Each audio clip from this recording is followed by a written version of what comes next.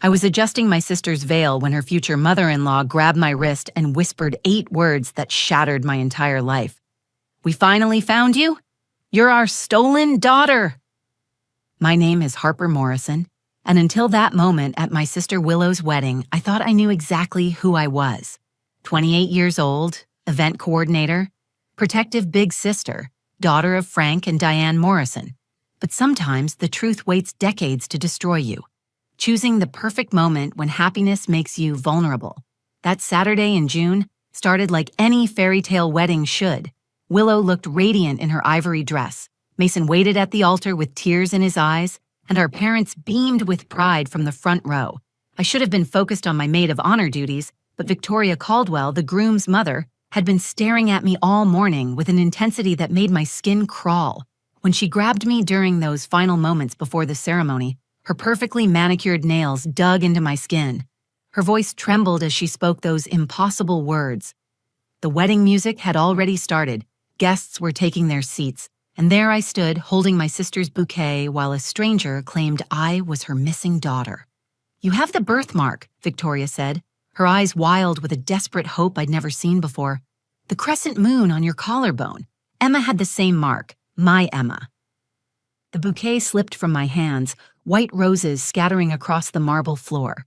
In the mirror behind Victoria, I caught sight of my reflection. The small birthmark I'd always thought made me unique, now feeling like evidence of a crime I didn't know had been committed. This is the story of how I discovered that the parents who raised me were not my parents. The sister I would die for was not my sister, and the life I'd lived for 28 years was built on a lie that started with a kidnapping in a Milwaukee grocery store. The morning of Willow's wedding arrived with perfect June weather, the kind that makes you believe in fresh starts and happy endings. I pulled into the circular driveway of Rosewood Manor at exactly 7 a.m., my car packed with emergency supplies that would make a doomsday prepper proud. Extra pantyhose, safety pins, stain remover, tissues, granola bars, and a sewing kit that had saved 3 weddings already. Being an event coordinator meant I knew everything that could go wrong at a wedding, and being Willow's sister meant I'd prepared for disasters that existed only in my anxious imagination. "Harper, thank God you're here." Willow flung open the bridal suite door before I could knock, her hair in rollers, wearing the silk robe I'd given her that said "Bride" in gold letters. "Mom's crying already. The makeup artist is stuck in traffic, and I think I'm going to throw up." "Deep breaths," I said, setting down my supplies and taking her hands. "Remember when you performed at the senior talent show? You said you were going to throw up then, too, but you sang like an angel. That was different. I wasn't promising to love someone forever in front of 200 people. I guided her to the velvet settee by the window. "You've loved Mason since sophomore year of college. The promise is just paperwork at this point." She laughed, the tension easing from her shoulders. This was our dynamic since childhood. Willow would spiral, I would steady her. She was the artist who saw the world in watercolors and possibilities. I was the planner who kept her grounded. Our parents used to joke that we were 2 halves of one perfectly functional person. The door burst open and our mother appeared, already dressed in her lavender mother of the bride dress, clutching a velvet jewelry box. Diane Morrison, at 55, was still beautiful, with silver streaking through her brown hair and laugh lines that proved she'd lived a joyful life. But this morning, something seemed off. Her smile was too bright, her movements too quick. "My beautiful girls," she said, her voice catching. "Willow, honey, I have Grandma Eleanor's pearls. She wore them at her wedding in 1952, and I wore them at mine." As Mom fastened the pearls around Willow's neck, I noticed her hands trembling. "You okay, Mom?" "Just emotional," she said quickly. "My baby's getting married. Where did the time go? It seems like yesterday you were both in pigtails, Harper bossing Willow around on the playground." "I didn't boss her around. I protected her from bullies." "You punched Timothy Crawford in the face," Willow reminded me. "He called you weird for painting butterflies on your sneakers. He had it coming." We all laughed, and for a moment Mom's tension dissolved. This was who we were, the Morrison girls, united against the world. Dad liked to say he was outnumbered, but never outgunned. The makeup artist arrived in a flurry of apologies and immediately set to work on Willow. I helped Mom organize the bridesmaids' bouquets, sneaking glances at her when she wasn't looking. She kept checking her phone, frowning at the screen. "Dad on his way?" I asked. "He's here already, talking to the photographer about locations for family pictures." She paused, then added quietly, "Harper, you know we love you, right? Both of you, more than anything in this world." Random declaration of love before noon? Are you dying? She pulled me into a fierce hug. Can't a mother tell her daughters she loves them? Sure, but you're squeezing me like I'm about to disappear. She released me, laughing shakily. Sorry, weddings make me sentimental. Later, as I helped Willow into her dress, she caught my eye in the mirror. Is it just me, or are Mom and Dad acting strange? They've been weird all week. They're probably just emotional about their baby growing up, I said, though I'd noticed it too. The whispered conversations that stopped when I entered the room. The way Dad kept looking at me during last night's rehearsal dinner like he was memorizing my face. We'll always be their babies, Willow said. Even when we're old and gray, they'll still see us as those little girls who built blanket forts in the living room. I zipped up her dress, smoothing the delicate lace. Some things never change. If only I had known how wrong I was. The ceremony was supposed to start at 3 o'clock, but by 2:30, Victoria Caldwell had already approached me 4 times. The first encounter happened while I was arranging place cards in the reception hall. She appeared at my elbow, studying my face with an intensity that made me step back. "I'm sorry," she said, not sounding sorry at all. "You just look incredibly familiar. Have we met before?" "I don't think so, Mrs. Caldwell. I'm Harper, Willow's sister. We met briefly at the engagement party." No, before that. Something about your features." She tilted her head, examining me like I was a painting in a museum. "Your eyes, especially. Such an unusual shade of green." I forced a polite smile and excused myself, but 20 minutes later, she found me adjusting the altar flowers. "Harper," she said my name slowly, tasting each syllable. "Is that a family name?" "Actually, my mom just liked how it sounded." I tried to keep my voice light, but her behavior was starting to unnerve me. I should check on Willow. The third time, she cornered me near the kitchen. "Where did you grow up?" "Chicago, born and raised." "What hospital?" The question was so unexpected, so oddly specific, that I laughed. "I have no idea. Why?" She didn't answer, just stared at my collarbone where my dress had shifted, revealing the crescent-shaped birthmark I'd had my entire life. Her face went pale, and she stumbled backward, knocking into a server carrying champagne glasses. "Mrs. Caldwell, are you feeling all right? Should I get Mason?" "No!" She grabbed my arm. "Don't tell Mason anything, not yet." She hurried away, leaving me confused and increasingly uncomfortable. I found our cousin Brady, who was serving as an usher, and pulled him aside. "Keep an eye on the groom's mother. I think she might be drunk or having some kind of breakdown." "She seems sober to me," Brady said. "Just asked me a bunch of weird questions about your family. Wanted to know how long I'd known you, if I remembered when you were born." A chill ran down my spine. What did you tell her? The truth. That we didn't meet until you guys moved from Milwaukee when you were 2. Why? What's going on? Milwaukee. I'd heard the story 100 times. Dad got a better job offer in Chicago, so they packed up their life and moved. Nothing suspicious about it. Families relocated all the time. The fourth encounter happened minutes before the ceremony. I was doing a final check on Willow, making sure her veil was secure, when Victoria appeared in the doorway of the bridal suite. Her face was blotchy, her expensive makeup ruined by tears. "I need to speak with Harper. Alone." Willow frowned. "Mrs. Caldwell, we're about to walk down the aisle. Please, it's urgent." Something in her voice made me nod. "Give us 2 minutes," I told Willow. "I'll be right back." Victoria pulled me into an empty room down the hall, fumbling with her purse. Her hands shook as she extracted a worn photograph, the edges soft from years of handling. "This is my daughter, Emma," she whispered, pressing the photo into my hands.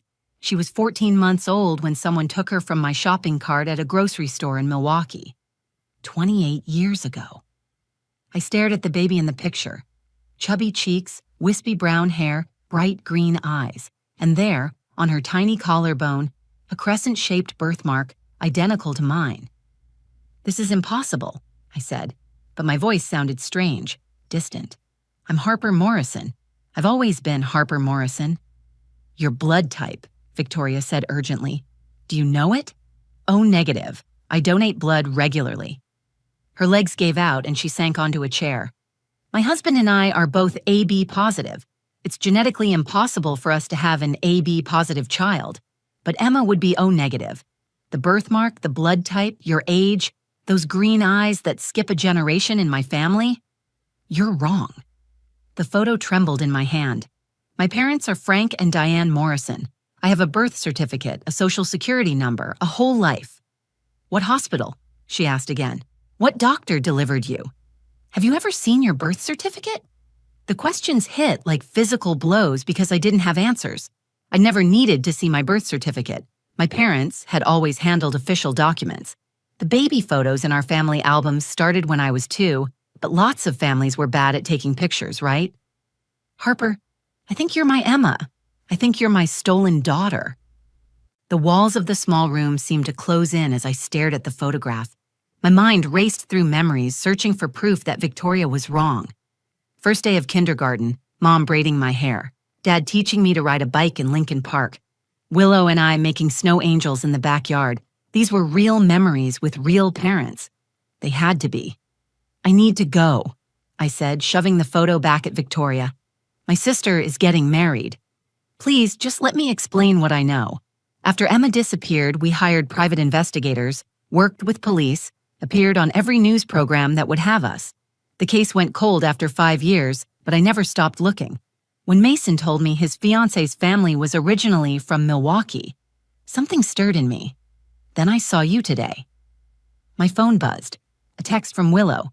Where are you? The music is starting. I have to go, I repeated, but my legs felt unsteady. Harper, I've waited 28 years. I can wait a few more hours. But please, after the ceremony, we need to talk more. We need to do a DNA test.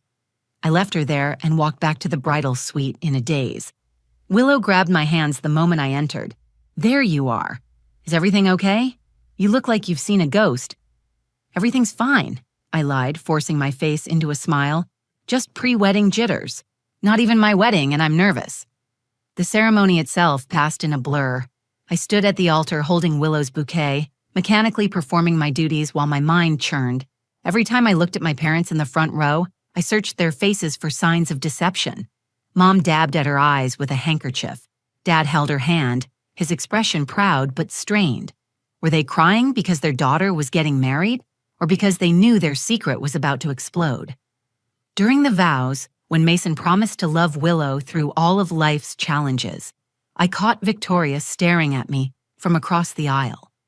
Her husband, a distinguished man with silver hair, whispered something to her, probably telling her to focus on their son's wedding instead of terrorizing the maid of honor. As the newlyweds kissed and the crowd erupted in applause, I made a decision. I couldn't get through the reception, the toasts, the dancing, without knowing the truth. During the cocktail hour, while guests mingled and the wedding party took photos, I slipped away to find Brady. He was chatting with other cousins near the bar when I pulled him aside. I need a favor, a big one, and I need you to not ask questions until later.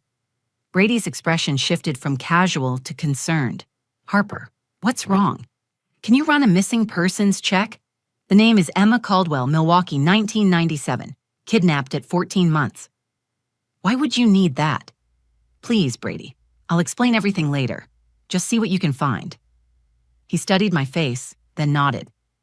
Give me 20 minutes. I'll make some calls. While Brady worked his police connections, I found my parents in the garden, posing for photos with distant relatives. I waited until the photographer moved on to another group before approaching them. Mom, Dad, I need to ask you something, and I need the truth. Dad's smile faltered. Harper, sweetheart, what's wrong? I pulled out my phone and showed them the photo Victoria had given me, which I'd quickly snapped before returning it. Mason's mother thinks I'm her kidnapped daughter. She says this baby is me. The color drained from Dad's face so quickly, I thought he might faint. Mom's hand flew to her throat, clutching the pearls she'd worn to match Willow's. That's ridiculous, Mom said, but her voice cracked on the last syllable. Then tell me what hospital I was born in. Show me my birth certificate. Give me the name of one person who knew me before I was 2. They stood frozen, neither speaking. The silence stretched between us like a chasm. Say something. My voice rose and a few guests glanced our way. Dad reached for me, but I stepped back. His hand dropped to his side. When he finally spoke, his words were barely a whisper. "We loved you the moment we saw you." The ground beneath my feet seemed to tilt. Those weren't the words of innocent parents falsely accused. Those were the words of people about to confess. "We need to go somewhere private," Dad said, his voice hollow. "Not here, not at Willow's wedding." "No." I planted my feet, rage building in my chest. "You've had 28 years of privacy. Start talking." Mom's tears came in earnest now, mascara creating dark rivers down her cheeks. "Harper, please, let us explain." "Explain what? That you kidnapped me? That my entire life is a lie? We didn't kidnap you." Mom's voice broke. "We saved you." The word saved hit me like a slap. Around us, wedding guests continued to laugh and chat, oblivious to the bomb detonating in the garden. I saw Brady approaching from across the lawn, his face grim, phone in hand. "Frank, Diane," he said quietly, "we need to talk." I found the case file. Emma Caldwell, taken from Brennan's grocery store, October 15th, 1997. The details match. Dad sank onto a stone bench like his bones had turned to water. "We never meant for it to go this far. Start from the beginning," I demanded. "Every detail." Mom sat beside Dad, taking his hand. "We've been trying for a baby for 7 years, 4 miscarriages. The doctors said it would never happen. I was working at my sister's women's shelter in Milwaukee, volunteering really, trying to fill the void. One night, a woman came in during a storm. Young, maybe early 20s, clearly high on something. She had a toddler with her, about 14 months old. Beautiful little girl with bright green eyes and a crescent birthmark. My hand went involuntarily to my collarbone. She left the baby in the playroom and disappeared. We waited 3 days. No one came back for her. No missing child reports matched her description. I convinced myself she'd been abandoned. "So you just took me?" My voice was ice. "We were going to go through proper channels," Dad interjected. "File with child services, become foster parents, adopt legally." But then Diane saw the news report about the Caldwell baby. Same age, same birthmark. "I panicked," Mom admitted. "I knew if we turned you in, we'd lose you. And you'd already been through so much trauma. You'd started calling me Mama. You were happy with us. So you became kidnappers." The word tasted bitter. "We became your parents," Dad said firmly. "We moved to Chicago within the week. My company had an opening there. I had a friend who could create documents. We gave you a new name, a new life, a family who loved you." Brady's phone rang. He stepped away to answer it, but I could see his expression growing more troubled. "You watched those parents on TV begging for their baby back, and you kept me anyway." "By then you were ours," Mom whispered. "You had night terrors those first months. You'd wake up screaming. Whatever happened before you came to us, it wasn't good. We told ourselves we were protecting you." "From my real parents? From Victoria, who's been searching for me for almost 3 decades. Brady returned, his face pale. "Harper, there's more." The woman who took Emma Caldwell was caught on security footage. She was identified as Melissa Vaughn, a drug addict with a history of mental illness. She was found dead of an overdose 2 weeks after the kidnapping. The baby was never found. The pieces clicked together with horrible clarity. The unstable woman at the shelter, the abandoned toddler, my parents' desperate desire for a child, a perfect storm of circumstances that had shattered 2 families. "Victoria needs to know," I said. "She's spent 28 years believing her daughter might be dead." "Harper, no." Mom reached for me. "We're your parents. We raised you. We love you." "You stole me." The words ripped from my throat. "And Willow, God, does she know?" "No," Dad said quickly. "We found out Diane was pregnant with her just 2 months after we brought you home. A miracle, the doctors said. Stress of trying for so long had finally lifted." I laughed, but it sounded hysterical. "Because you'd already stolen your first child. Why bother with fertility treatments when kidnapping was so much easier?" Across the garden, I saw Victoria approaching with her husband. She must have seen Brady, sensed the gathering storm. Willow appeared too, her wedding dress gleaming in the sunset, Mason at her side. "What's going on?" Willow asked. looking between our parents' tear-stained faces and my shaking hands. Harper, why does Mom look like someone died? I met my sister's eyes, the sister who wasn't really my sister, and felt my heart shatter. Because 28 years ago, they stole a baby, and that baby was me. The next 6 months passed in a blur of DNA tests, legal consultations, and therapy sessions. The results came back exactly as expected. I was Emma Caldwell, stolen from a grocery store cart when I was 14 months old, raised by the people who were supposed to return me. Frank and Diane Morrison faced criminal charges for kidnapping and fraud.